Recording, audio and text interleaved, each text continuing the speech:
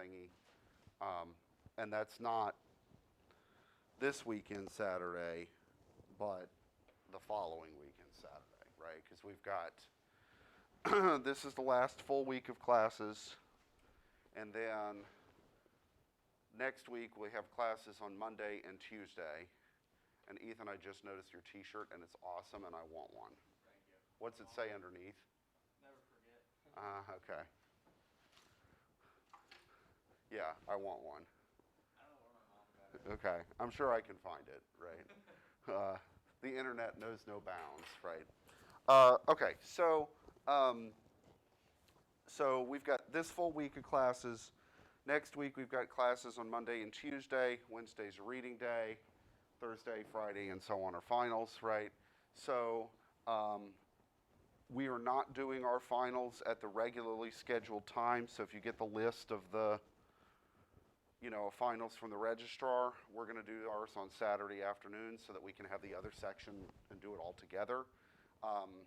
Exact time and place and stuff I'll figure out, but I was kind of leaving a lot of that TBA because of COVID, and I wanted to see kind of where we would be at that point.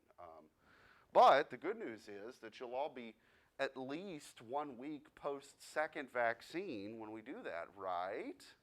Yeah.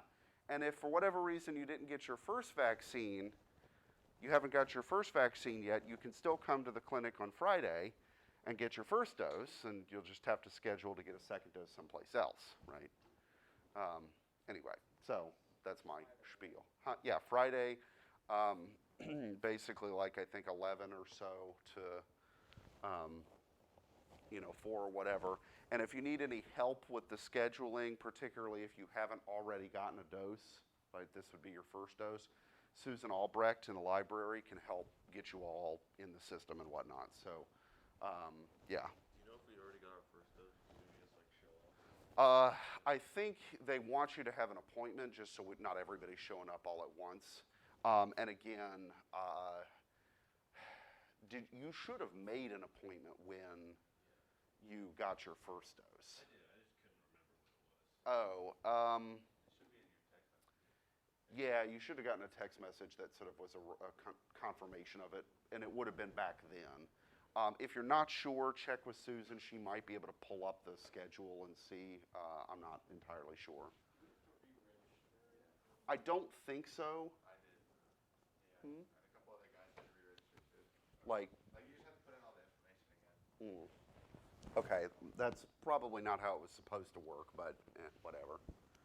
I mean, it could be worse, right? We could have sent you the link to the one in Terre Haute like we did the last time. Whoops. Yeah, so anyway. Yeah, so if you've got questions about that, Susan Albrecht or, bug your local care team member, and I'm sure they'll have answers. Okay, so what we need to talk about today are sort of two things. We're going to really open two projects at once, right? I need to have the hour of code open and then also our side scroller project. So let me get the hour of code project open first. Why does this say tower defense? That's not what I opened.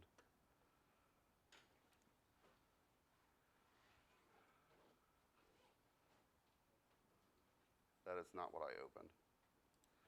Okay, we'll just close that then and go back to the Epic Store.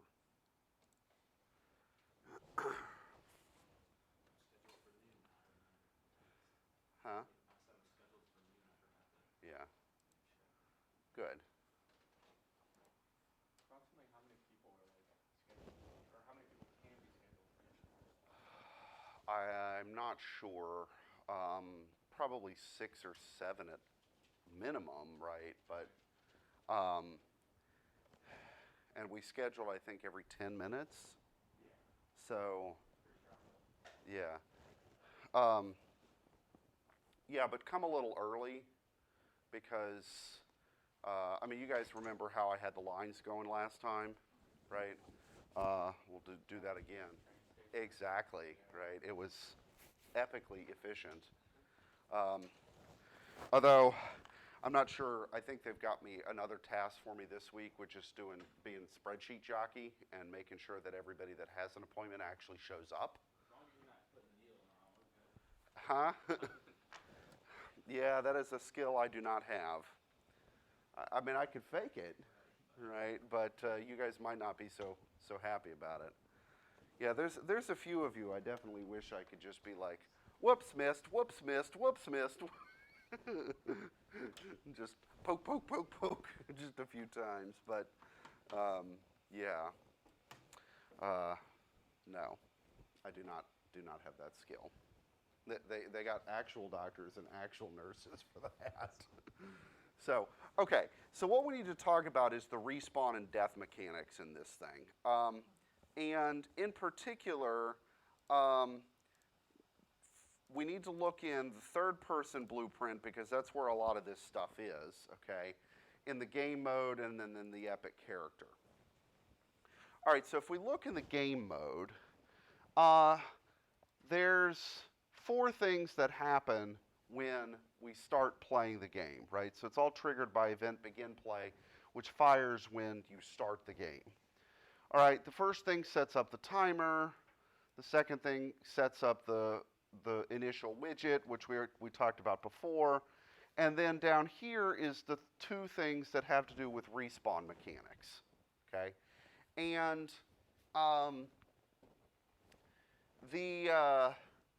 the first thing that happens is basically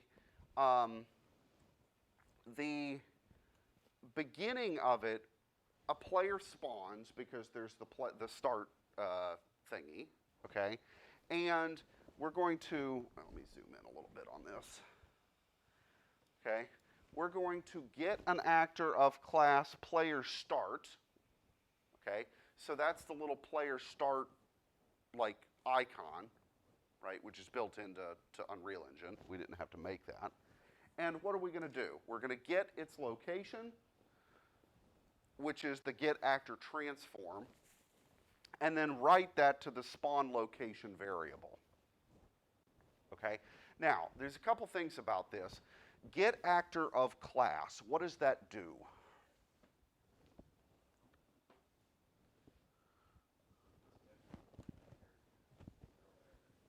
Yeah, okay, but it only gets one of them, right? So it's not getting all actors of a particular class. It's just getting one instance of it.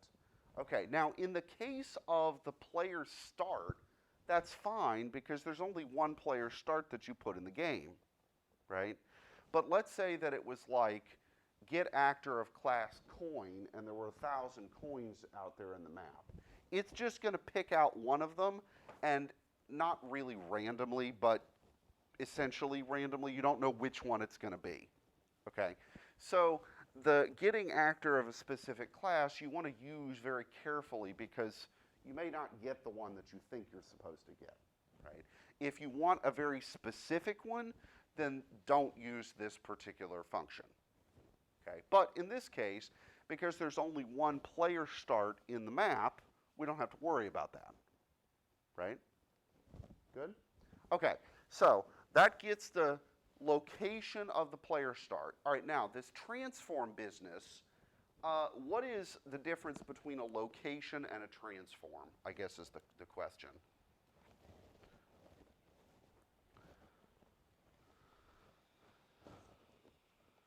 Yeah. Yeah. So the transform, a transform object is a compound object that contains a location, but also which way it's facing and that sort of stuff, okay? So it's a little bit more than just the location. And in fact, if we I don't want to promote the variable, but transform, right, yeah, so it's got more than just the location in it. It also has an orientation, okay? And so that means that when you plop the player spawn, you guys remember in the hour of code, right, you could actually rotate and there was an arrow with it. We'd want that arrow in our side scroller facing to the right or left maybe, so that the player spawn facing the correct direction, okay? Does that make sense? All right, so this first bit is basically just saying, all right, wherever the player start is, that's where the player would spawn, okay? And then write that location to the spawn location variable, which is a transform variable inside the game mode. Okay, so does that part make sense? That's the easy part. All right, now, does it also make sense why we're putting the spawn location inside the game mode and not inside the player character? Why?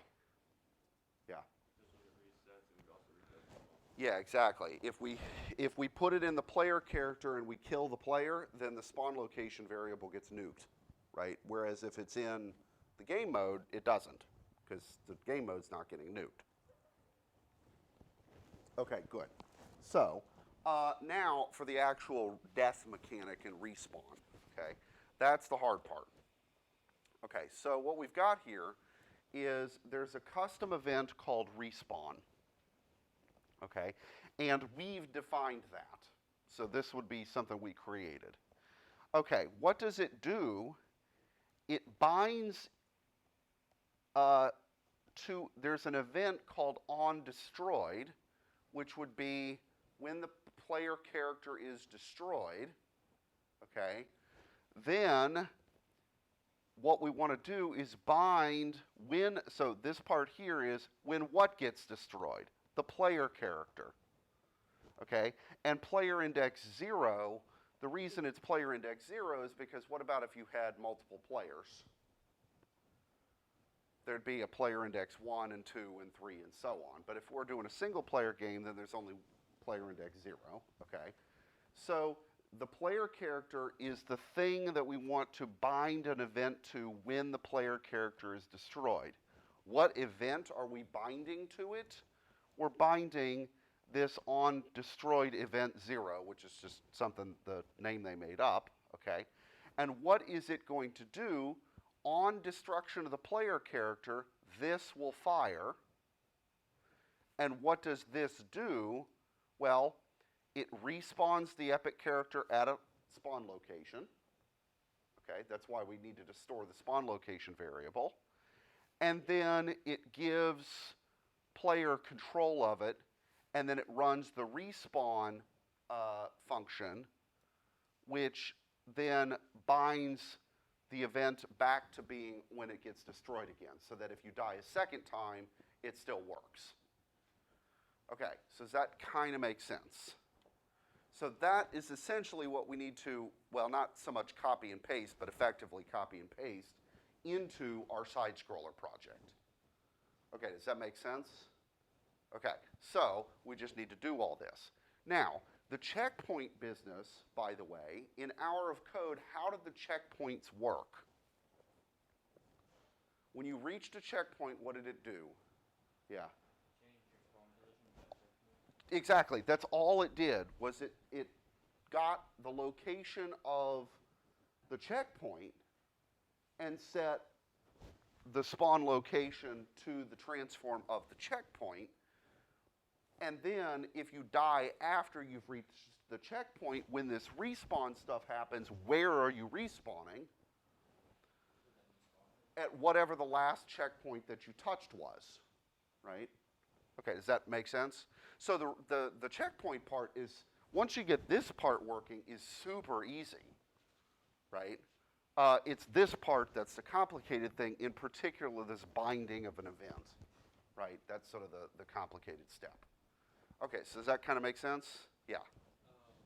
How, just out of curiosity, how did they get the spawn epic character or spawn actor epic character block? So what you do is you do a spawn actor from class, okay, and then you select which class.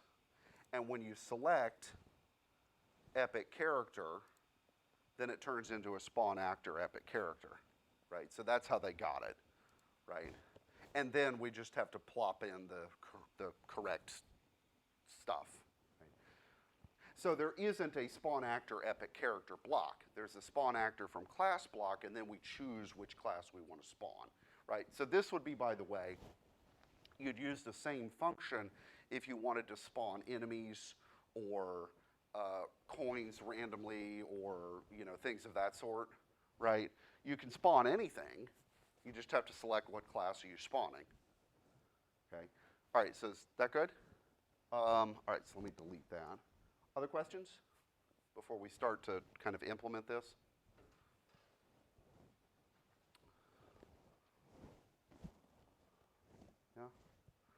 Mr. Reed? Better late than never, huh? Yeah. Well, you may commit honorable seppuku.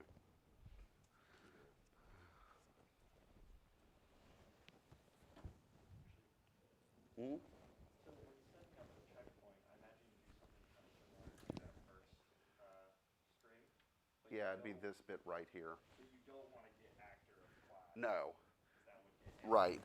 So with the checkpoint, what you do is that this would get triggered by an event overlap, right? Because the checkpoints, remember from the hour of code, had a collision sphere around them, and it was all triggered when you interacted with that collision sphere. So it was on event begin overlap or whatever. Then get the location of the checkpoint, cast to the game mode so that you can set the spawn location in the game mode. Okay, and you have to cast in that instance because that code is inside the checkpoint code, not in the game mode like where we are here. Okay, does that make sense? Yep. Yeah, okay, good. All right, so what we basically need to do, right, is mimic this sort of behavior for our other project. Okay, so what I need to do is let me keep this open, let me minimize that, and then I need to get Epic back open. I need to launch another instance of the engine. They really don't like you doing that, huh? Well, that's all right. And then we need our side scroller project, this guy. Now, one thing I need to see, I'm not sure if OBS can actually do this, but since I've got two projectors, theoretically I could put one thing on one projector and the other thing on the other projector, but what I don't know is if OBS can record it that way. Because then how would you select which screen you're watching? Je ne sais pas. But it's okay. All right, so in this project, right, our game mode stuff is all in the side scroller game mode. Let's open the full blueprint editor, okay? And right now there's nothing there, right? Because the game mode doesn't have anything by default in the side scroller. We need to create all of that. Okay, so what was it that we need to do? Well, we need to do sort of two things. So we need to say begin play was the magic that's going to start it. Okay, and what did we do in the hour of code thing? The first thing was to set up the spawn, right? All right, so let me scooch this over here. And you notice we don't have a player spawn in the game yet, right? So I'm going to scooch this guy over, and in fact, eventually I'm going to delete him. Let's see, I want to be in move mode.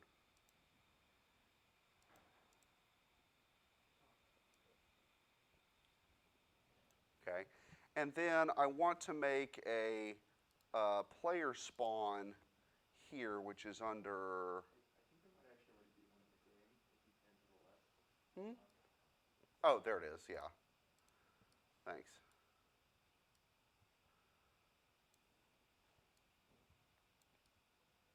Oops. Okay, so let me delete this dude. And then here, my spawner, what does my spawner need to do? Well, first off, let's make sure this works. Right? Okay, so it spawns me. That's good. All right, but what's the current problem? You see this blue arrow? The blue arrow is which way my player faces when he spawns. So I just need to rotate the actor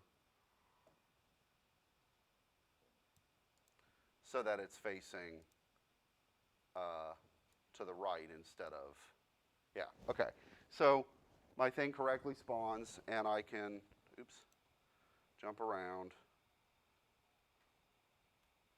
Okay, but there's no respawn mechanic yet. Okay, so good so far? All right, so let's go back to the game mode. All right, this guy here. My poor laptop. It's like, why are you doing this to me? You're running 2 instances of Unreal Engine and OBS all at the same time. So this is why we need to get like serious laptops in here. You know, anybody find me 50 grand lying under their couch next weekend? In addition to getting an A, you know where to come, right? All right, so we need to set up the initial spawn point, okay? But right now we don't have a variable, so let's call this spawn location, right? And then what is the type of variable here? It's a transform, okay? And then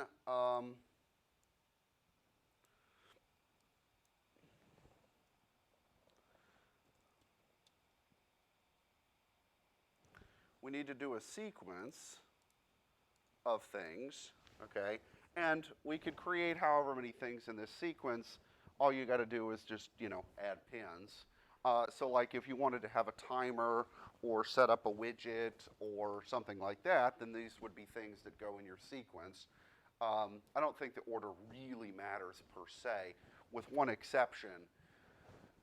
You definitely have to set the transform location and stuff before you do the binding, okay? So the first thing that we'll do, right, is set up our respawn location. So what did we need to do for that? That was the easy step. Get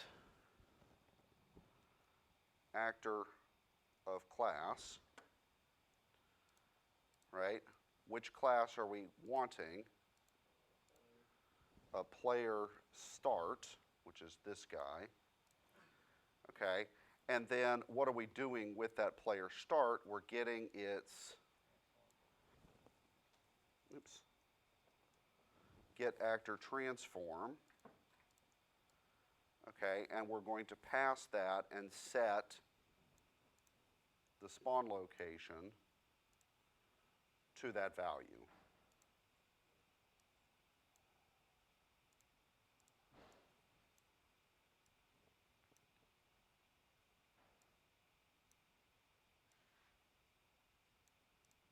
Okay? All right, so that part's easy. Okay, now the binding part, right? So let's go back and let me put this here. I'm going to minimize that, and then I'm going to put this here. Okay, so I'm also going to close the details panels just so I have a little bit more room here.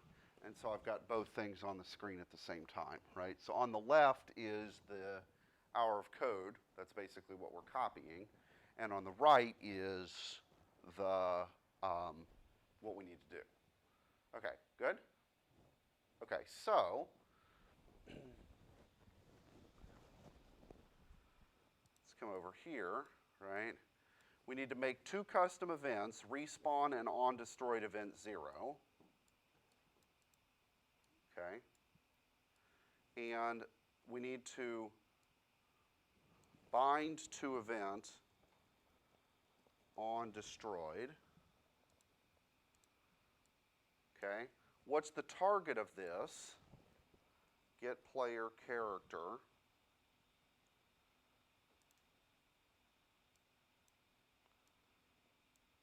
Right? Player index 0. Okay? And then we need to create this custom event. So custom event, and we'll call this respawn.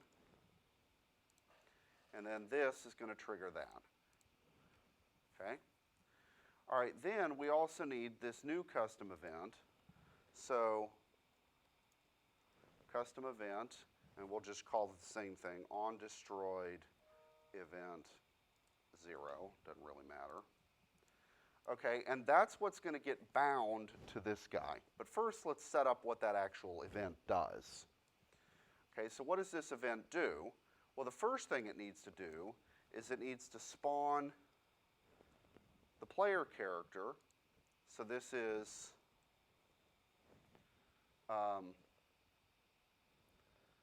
okay, so what was the side scroller player character called? Thomas, do you remember? This side scroller character. Yeah, side scroller character. Okay, there we go.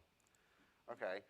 As opposed to epic character, which is what it was in the hour of code. But whatever, we're just spawning, right? So the first thing that needs to happen when the character gets destroyed is we need to respawn him at the correct location, okay? So what kind of actor is the side scroll, or is our character in the side scroller? It's just called side scroller character, whatever, instead of third person character. And then what else? What else do we need to do?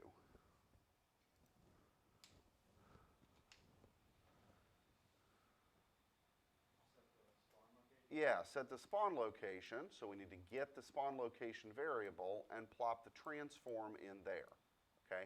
And again, just so we're clear, the transform is more than just the location, but also which way it's pointing, etc. Okay? So in a side scroller, your pointing direction should probably be basically left or right, depending kind of which way you're scrolling. Doesn't really have to be per se, but yeah. Okay, so that part makes sense. Yeah?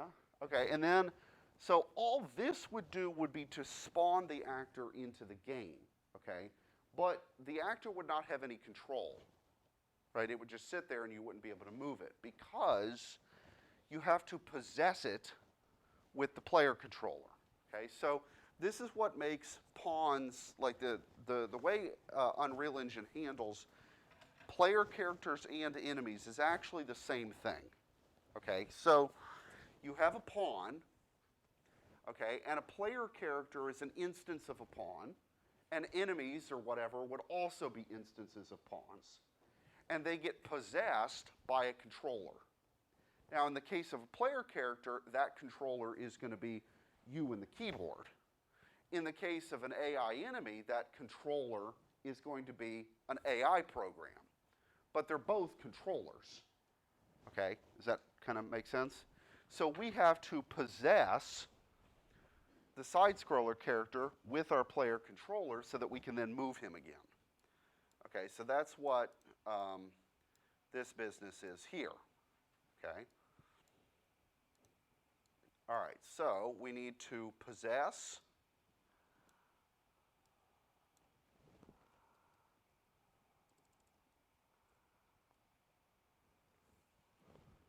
okay, let's turn off context sensitive.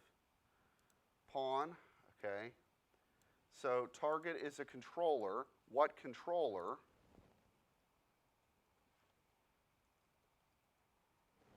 Let me turn back on context sensitive. Get player controller. Which one? This guy here. Okay, and then this part in pawn, which thing are we possessing? We're possessing, the player controller that we just created. So this guy needs to connect to the pawn. That guy needs to connect to the target. Okay, does that make sense? Okay, so target is what's the controller. Pawn is what thing are you possessing. Okay? Yeah. So if you wanted to create an AI that would just like move towards you, would the only difference be you give it some other control? It wouldn't be a player controller. It would be some other controller, yeah. Now, with AI, there's some simple stuff that's built in. So there's kind of a simple AI move to where you could basically you could have spawn an enemy and say move to that actor or that location over there, and it would just move to it in some sort of way that's relatively straightforward. But if you wanted complex AI, like something that's on the order of a human player, right, you would have to write a controller, an AI controller, that's smart. And that is hard, okay? Very hard. Okay, But actually what this means is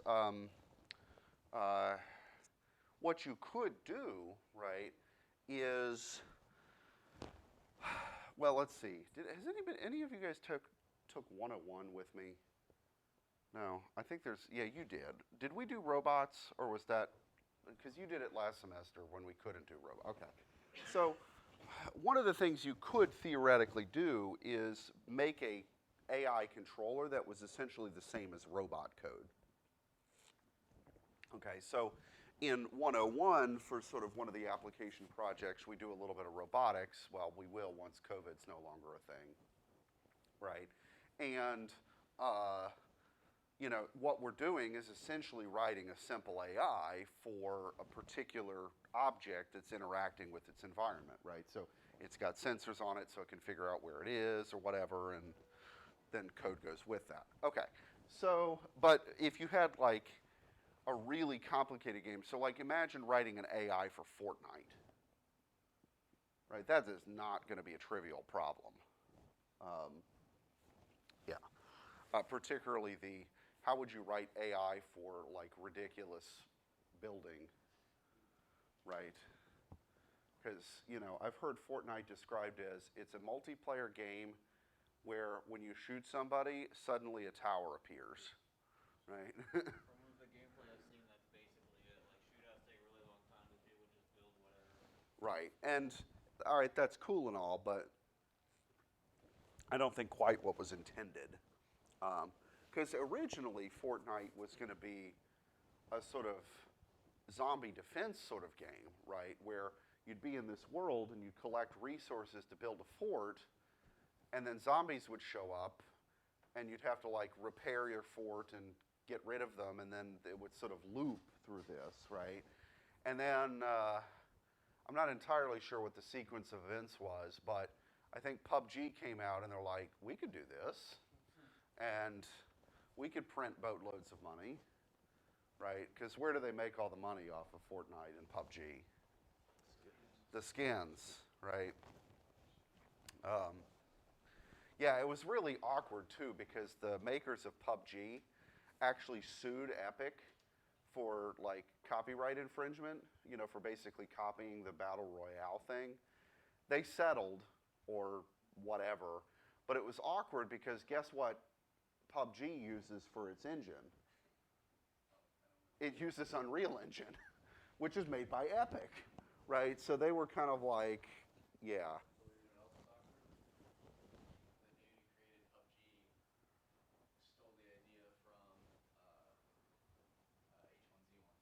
Right, and where did H1Z1 get it?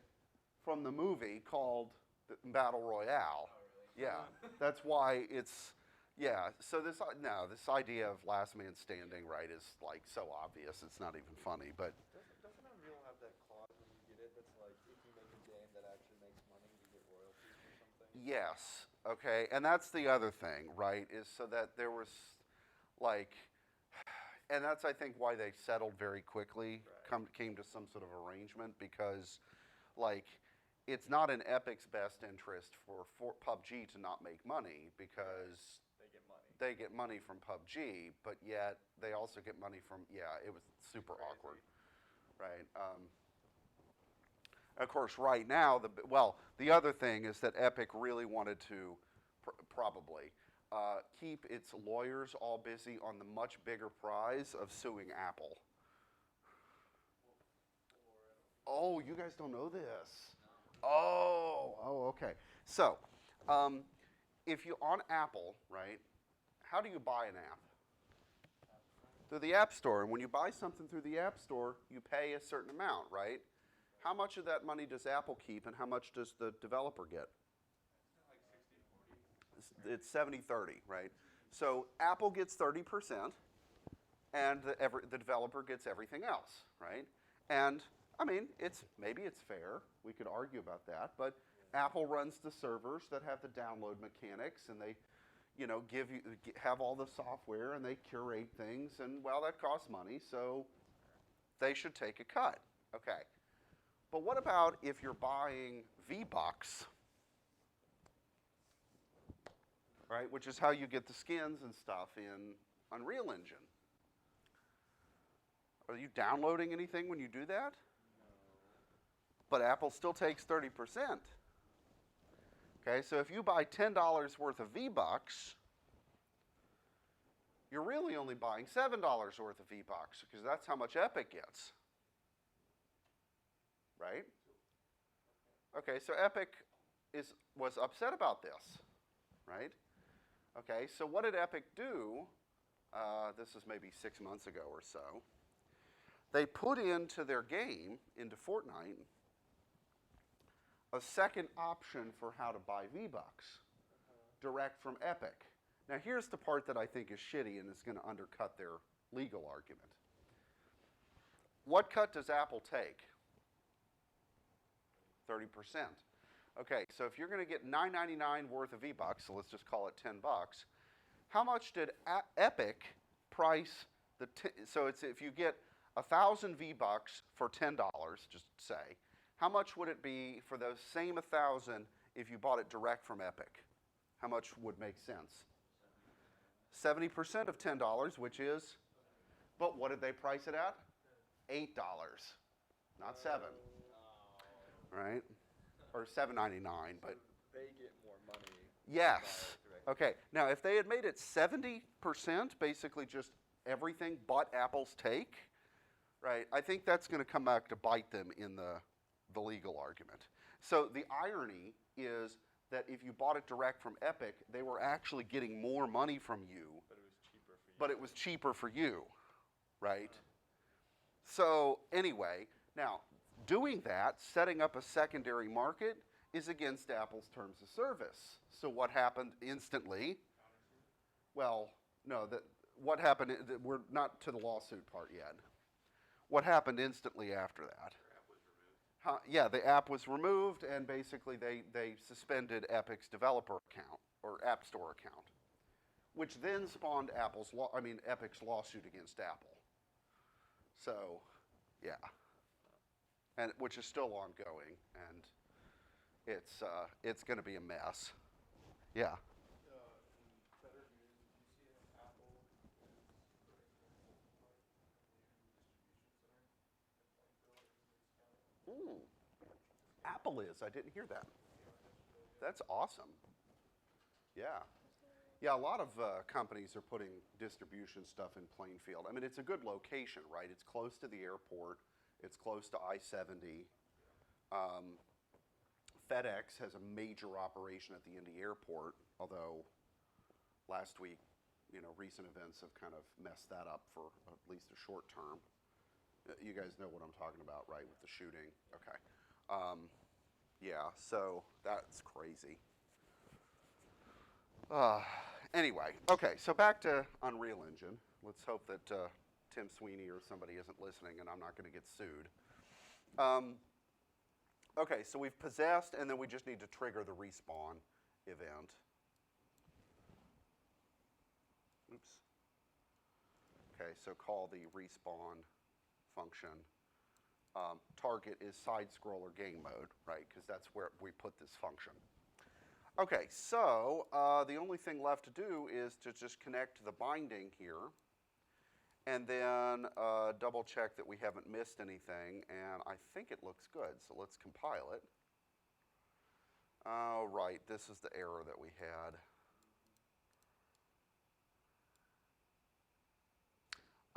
Yes, this destroyed actor.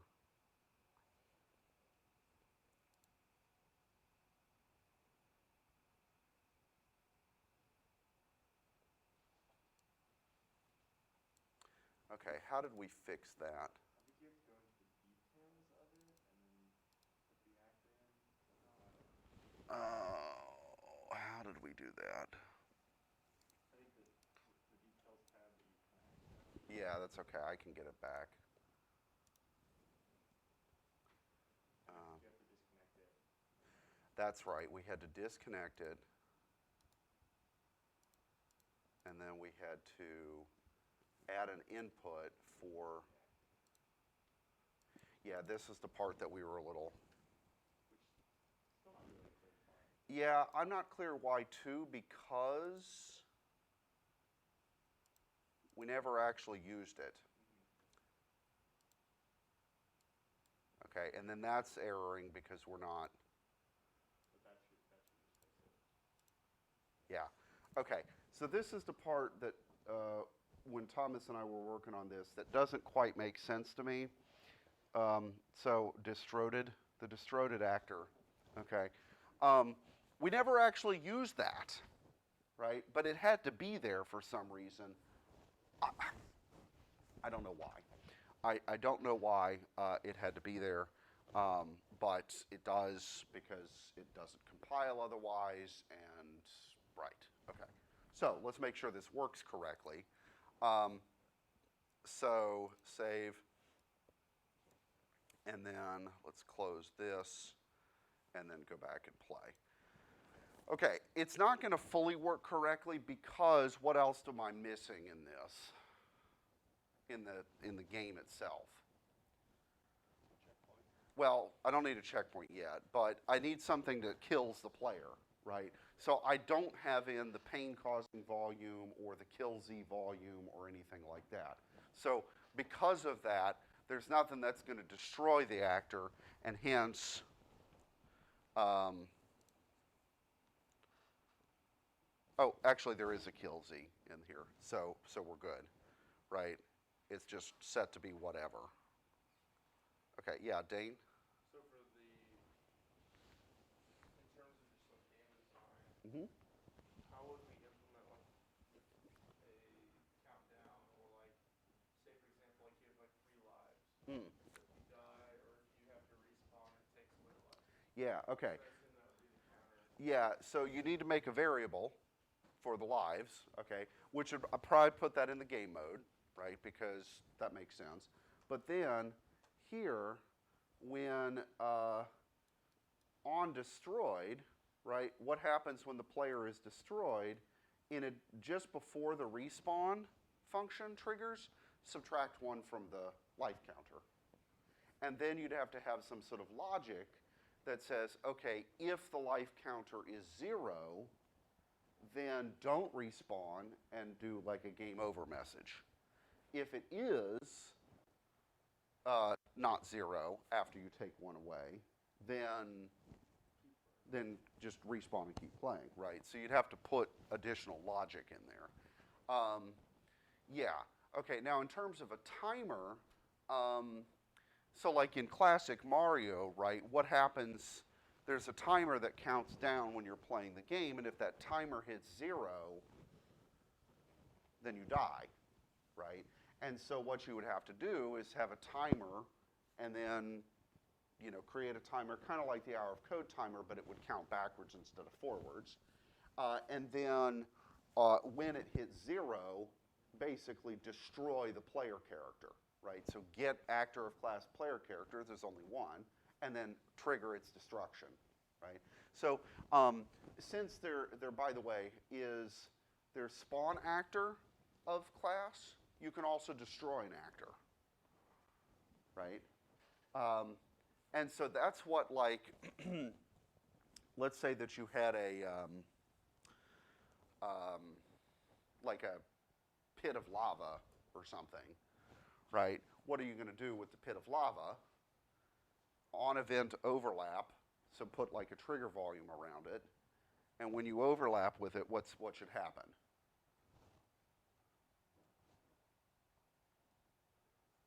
Well, let's put one of these in, just to make this clear. Okay, so let me go back here to my game world, right? And I've got this guy here, this volume, which this is a pain-causing volume. Let me just delete that, okay? And let me make a new actor, and actually, you know what I'm going to do? I'm going to make a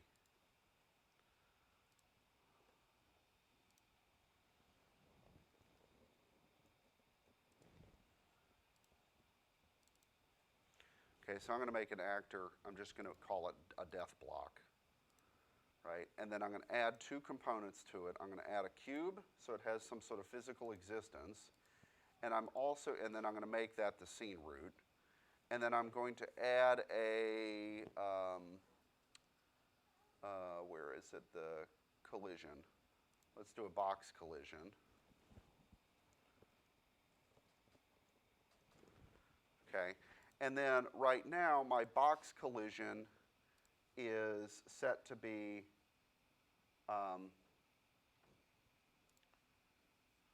what's the size of my cube?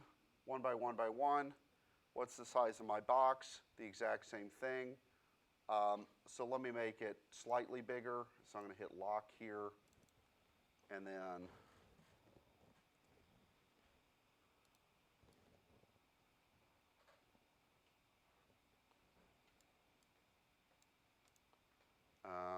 well, okay, I think I need to make it bigger. Let me change the perspective because then we can really see what we're getting at. All right, so then I want to scale in that direction, and let's also look from the, not the right, the front.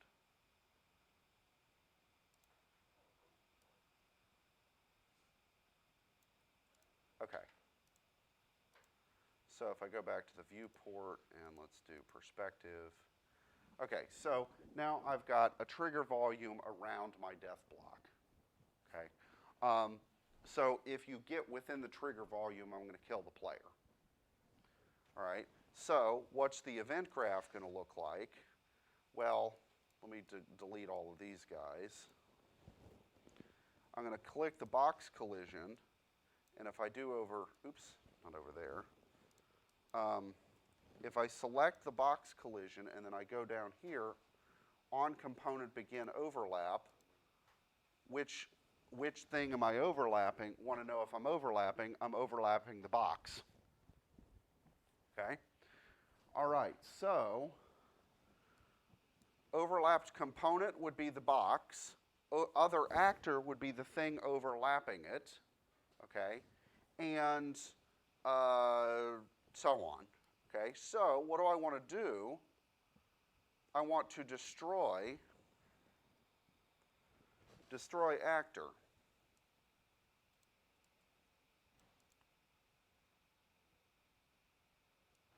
So I could just connect this and connect that.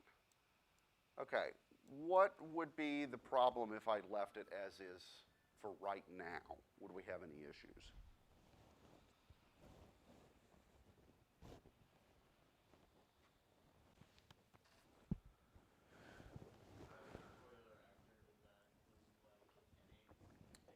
Anything that touches it.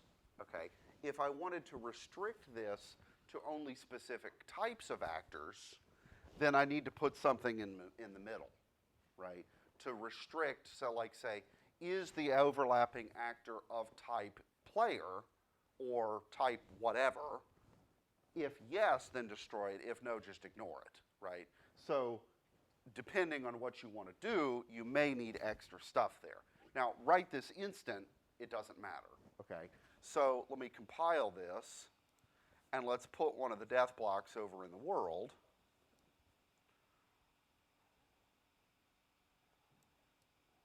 Oops.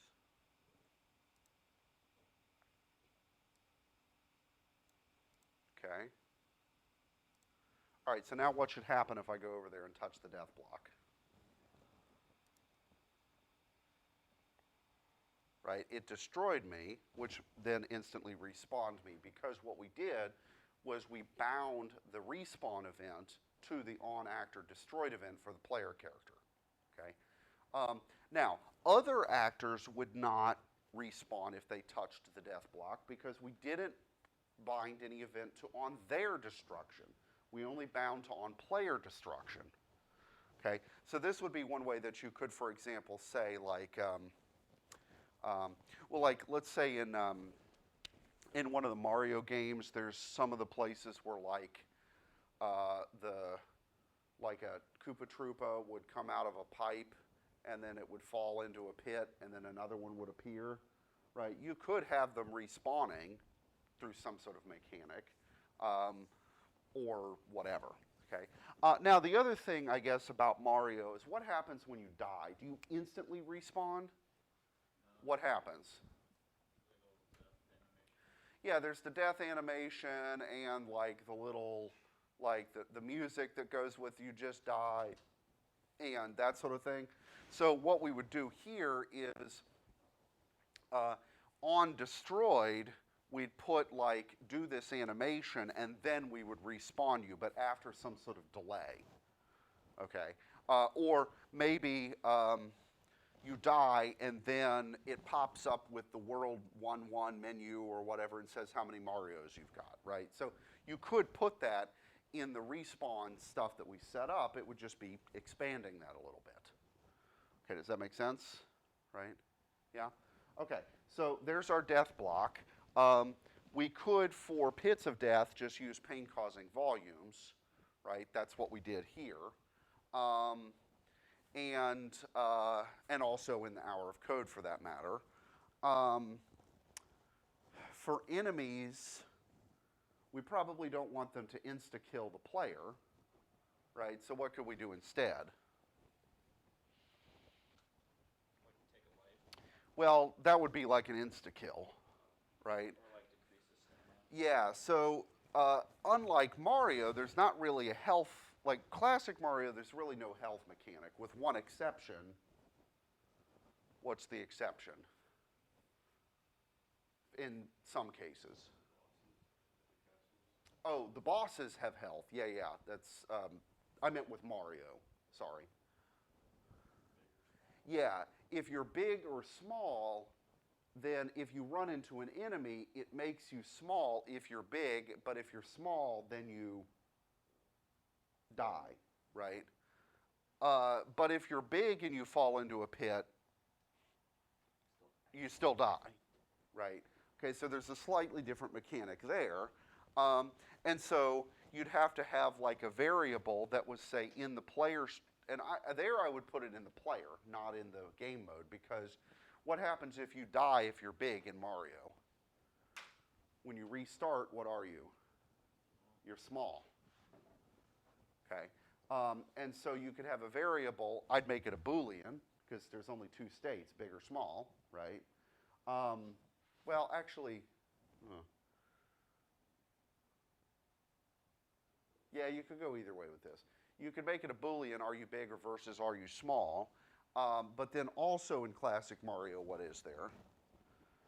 Yeah, the fire flower, or like in Mario 3, like do you have the star or not, right? Do you have the Tanuki suit? Do you have the frog suit? Do you have all the different, outfits, right? Yeah, and obviously you need logic to handle all of those things. So, okay. All right, so where should we go with this? Well, we've got the respawn figured out, right? And essentially, what was the one hard part with copying this?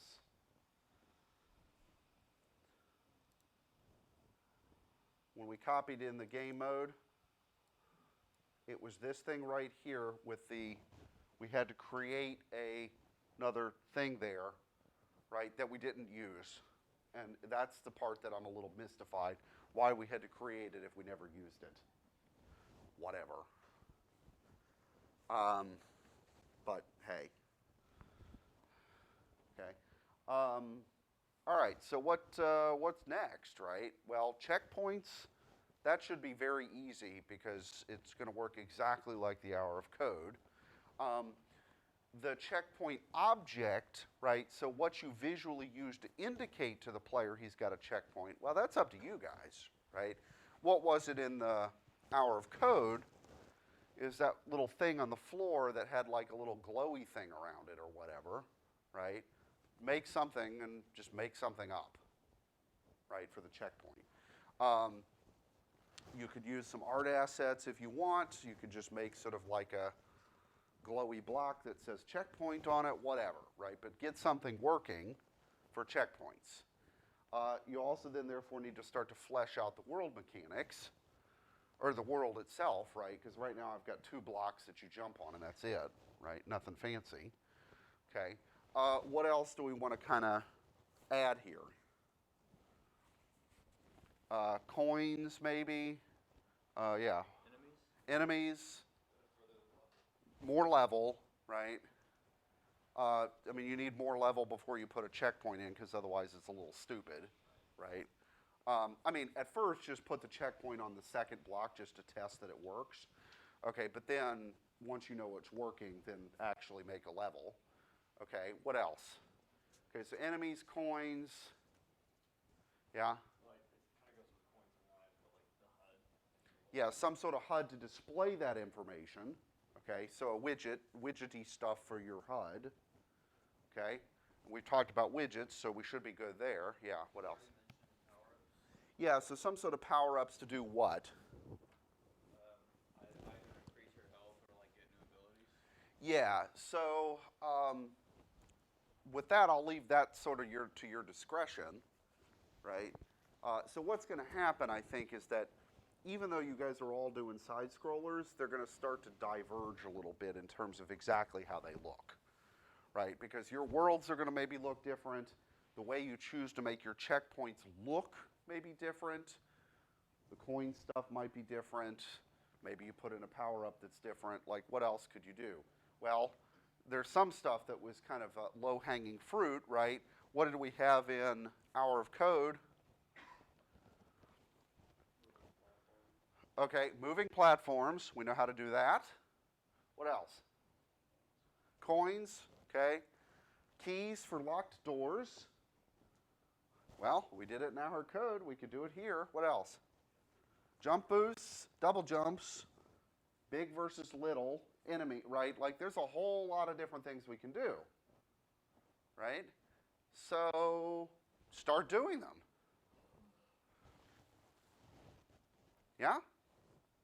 Okay, so what's the plan for the remainder of our time? Let's plan for Thursday. We'll be back over in the library, okay? And what do I want you guys to be accomplishing this week? Checkpoints, more worlds, start to get the HUD working, throw in some coins, right? None of these things by themselves are going to be that difficult, but there's a lot of things to do, right? Yeah. Are we going to talk about the pipe mechanic on Thursday? Yeah, we should probably talk about that. So let me do some experimental work, and I'll see where I am with that, right? Okay, so yeah, because that's sort of the hard part that we got to figure out right next is in Mario, right, there were the pipes, and then in some of the games like Mario 3, there were doors also, right? How do we handle teleporting the actor from one place to the other? Okay. Either through a pipe-looking thing or a door. Okay. I need to think a little bit about the best way to handle the teleporting part. Because what I don't want to do, if I can avoid it, is destroying the actor and recreating it on the other side of the pipe. Okay, because that might mess up our life counter kind of stuff. So what I'd rather do is teleport the actor from one place to another, and I'm pretty sure that that's possible, but I just need to figure out the exact mechanics of it. Okay, so let me see where I am with that, but tentatively let's plan to be in the library on Thursday, okay, for a worky-worky. And tentatively let's also plan to be in the library next week on Tuesday. Okay, but if that needs to change, I'll let you guys know. Yes? So if we're gonna have like kind of all these slightly different versions of our game, what are we actually like presenting? Okay, good point, right? Because if all of them are slightly different, then there's no point in us presenting 10 versions of Side Scroller. Okay, so I guess what we'll do is we'll pick one or two of them. I'll let you guys pick them, which ones you think are the coolest. Okay, but you all have to show up still. Sorry, it is a final, right? I mean, I could give you an exam. That's all right. Right? Yeah, what would that look like? Like I hand you guys an Unreal project and say, these things are broken, like, fix this, right? I mean, honestly, that's, in CS101 back in the day, that's what their final was. I gave them well, not Make Good, it was in Scratch. I gave them a Scratch game that I had written and then deliberately broken, and said, "Here's what it's supposed to do. Find the bugs and fix them." So, how's that sound? Horrible? Yeah, no, I'm not going to do that to you guys. Let's just say Scratch is a little bit more manageable than the entirety of Unreal Engine, right? That's not fair. So, okay. So I guess we can quit a little bit early today. No complaints there, right? So, yeah, get on it. I want to see some cool crap. And we'll talk about the pipe stuff when it seems apropos. Okay? All right, so quit the stream. Have a good rest of your Tuesday.